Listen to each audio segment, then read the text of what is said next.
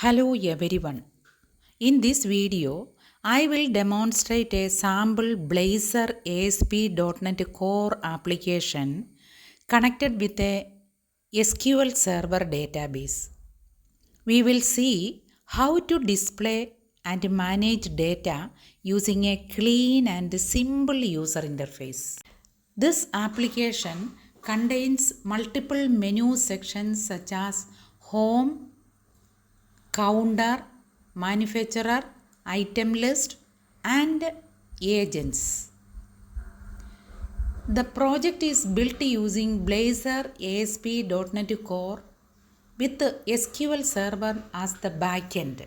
Here you can see the medicine manufacturers list page. The application retrieves data directly from the SQL Server database and displays it in a structured table format. Each row represents a manufacturer record stored in the database. This demonstrates how Blazor can easily bind database data to UI components. Now we are navigating through different modules in the application. The sidebar menu helps users quickly access various sections of the system. Blazor provides a smooth single-page application experience without requiring full-page reloads. This is the agent entry page. Here, users can add new agents into the system. The form contains fields such as agent name and place. When the Save button is clicked, the data is inserted into the SQL Server database.